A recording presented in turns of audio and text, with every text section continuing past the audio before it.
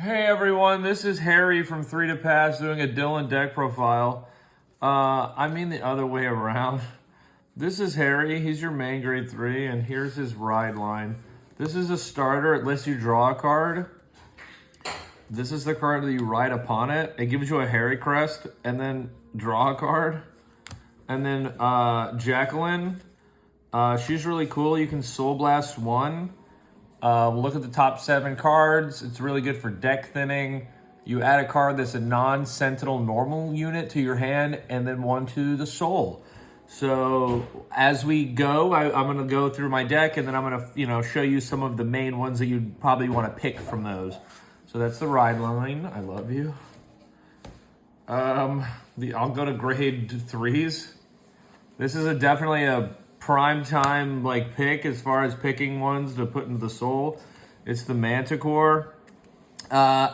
He's really good just anytime during strides because GB1, when he attacks, counterblast 1, put him to the soul and call out another card from the soul. That makes it a 4-attack deck, so that's really cool. He's also awesome because, as you know, when you stride, you have to discard a total of 3, grade-wise, and he lets you draw a card. So if anything, you really want him in the soul, but if he's in your hand, it's not so bad for striding because you can draw a card, and hopefully you draw him again. One Crucial Dragon. He's really good for control. This deck doesn't have a lot. It's kind of hard to get to the Masquerade Harri. He's really good at control for the board, but these are good alternatives if you can't get a Harri in your hand because that's what you have to stride with. He has another ability where when he attacks, you can remove a overtrigger from the drop zone and your opponent can't call grade 1 or higher to the guard circle. So he's pretty good. And I run 1 just because Harry's the kind of deck, and I've been playing it since it came out, like in G. You really don't have, you can run 1-ofs and 2-ofs just because, they're always going to go to the soul. So it's you can afford just running 1 of something. I run, this is another one of Gruesome Scythe Dragon. When he's called on rear guard, no matter what time, you discard a trigger and retire a column.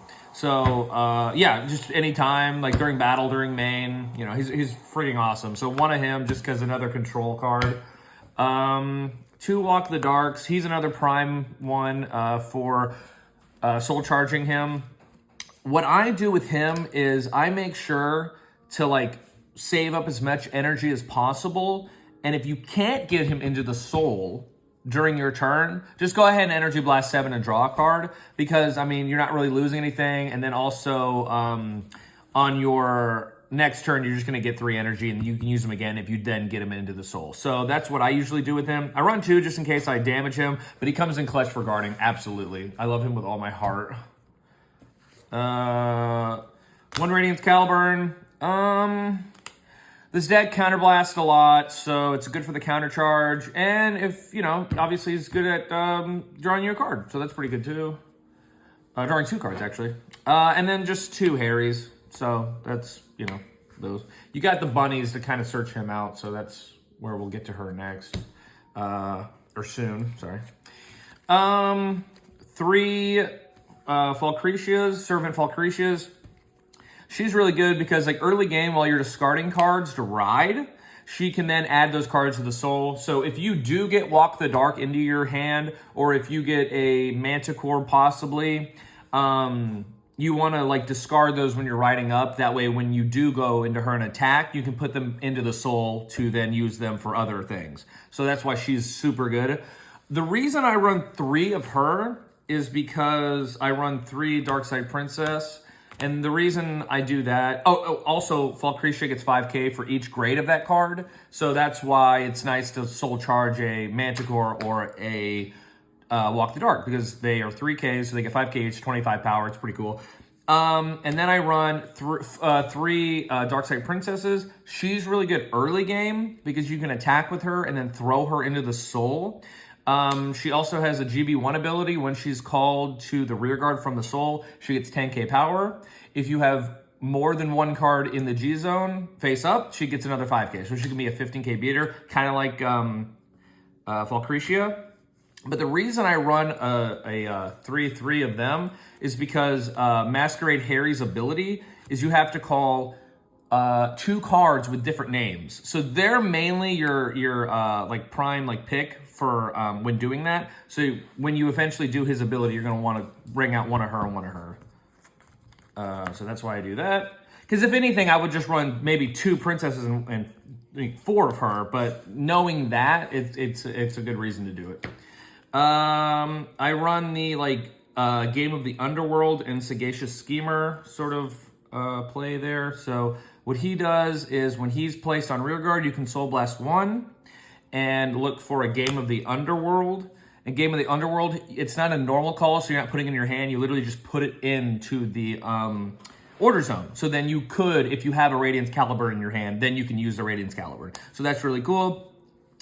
What this card does is when it's in your order zone, as soon as you enter your battle phase, you pick a card up in the back row and give it the ability to boost. This card, when you pick it to boost, it gets 5k power.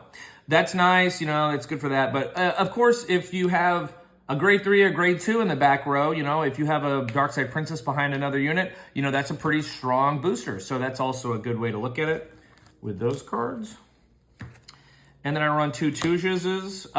Whenever you're like randomly soul charging with this deck, it's really lucky if you hit her, or if you search for a card to put into the soul, you can hit her and then you bind her, grab any grade 3 from the soul or the deck, which there are plenty of, put them into the soul, and then that's more deck thinning. And obviously the grade 3 cards that you're putting into the deck into the soul aren't like bad. So that's always really good for the deck. So I run 2 of her just in case you damage it.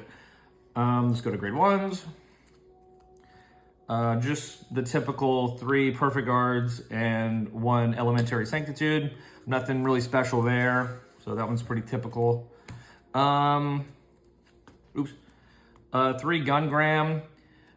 He's pretty good. He's got that idol. He's got that, you know, soul charge, which is really cool. Sometimes that's really good. And then the Soul Blast 3, because if you eventually soul charge a bunch of crap like triggers, then, you know, it's what's the harm in it, you know? So that's why he's really good. I run a lot of grade 1s, but he's the exception. 1 Jewel Beast, Dark States. He's good, obviously countercharging, and the deck isn't the best at guarding, but so he kind of helps with that. So that's really cool for him. And then 3 Masquerade Bunnies. She can if you discard her, you can look for a Harri and then add him to the hand. That's why I run 2 Harrys. That's because it's kind of like, if you have her in the hand, then it's kind of like a free one. So it's almost like I'm running 5 Harrys, but whatever. And then she can also be discarded for striding. So that's super awesome. Let's see what else we got. We got our triggers. So I run 8 critical. So that's that. And then I run 3 of the 5k plus shield front triggers. That's what they're called. I run 4 heal and 1 Valmount, the red overtrigger. And last but not least, I run 4 of each of the stride. And you can't forget this card. That card's pretty good. So thank you all for listening to my Harri deck profile. And never forget to keep believing and subscribe. I like you.